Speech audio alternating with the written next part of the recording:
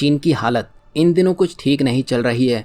चीन की अकड़ी उसे ले डूबी है। अब लोग भी ये समझने लगे हैं कि चीन को मात कैसे देनी है और कब देनी है। अब लोग ओप्पो वीवो लेने से पहले एक बार तो सोचते ही हैं और भारत की यही सोच चीन की कमर तोड़ने का काम कर रही है। वैसे चीन से भारत ही नहीं पूरी दुनिया परेशान हो चुकी है, तभी चीन को अब हर जगह से झटके लगने लगे हैं। दरअसल चीन में बढ़ती मजदूरी, आर्थिक मंदी और अमेरिका के साथ जारी ट्रेड वॉर की वजह से ज्यादातर विदेशी कंपनियों का चीन से मोह भंग हो चुका है और वो भारत की तरफ रुख कर रही हैं। यहाँ हम आपको बता दें कि बड़ी ई कॉमर्स कंपनियां भी चीन में अपना कारोबार समेटने का प्लान कर रही हैं। इस लिस्ट में सबसे आगे है अमेज़न की कंपनी।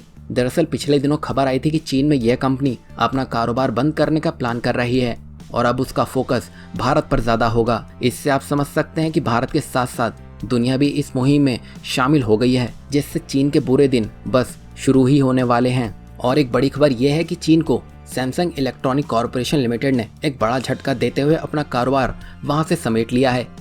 कंपनी ने कहा है कि चीन की घरेलू कंपनियां उनका सरदर्द बनी हुई है, तभी सैमसंग ने यह बड़ा कदम उठाया है। चीन में अपनी आखिरी फोन फैक्ट्री को बंद करने से पहले उन्होंने जून में दक्षिण शहर हुइझो के प्लांट में उत्पादन घटा दिया था और पिछले साल भी कंपनी ने चीन के एक प्लांट को बंद कर दिया था।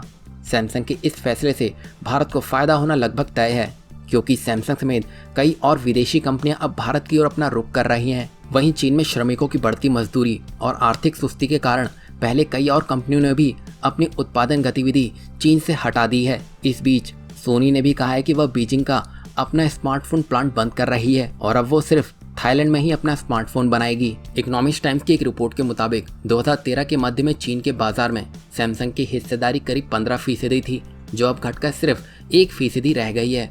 सैमसंग ने हाल के वर्षों में भारत और वियतनाम जैसे कम लागत वाले देशों में स्मार्टफोन का उत्पादन बढ़ाया है। सैमसंग को भारत में कारोबार की बड़ी संभावनाएं दिख रही हैं और यहाँ हम आपको बता दें कि सैमसंग भारत में मैन्युफैक्चरिंग यूनिट शिफ्ट भी कर सकता है। सैमसंग ने जून 2017 में 5,915 करोड़ रुपए के निवेश से नोएडा स्थित प्लांट की क्षमता को 2 गुना करने का ऐलान किया था। ट्रेड वॉर के कारण मुसीबतें झेल रही चीन में मौजूदा वैश्विक कंपनियां पहले से ही विनिर्माण के लिए दूसरे देशों में जगह तलाश रही हैं। भारत ने कॉरपोरेट पर लगने वाले टैक्स में भारी कटौती करके इन कंपनियों को भारत में संयंत्र लगाने के लिए प्रोत्साहित किया है।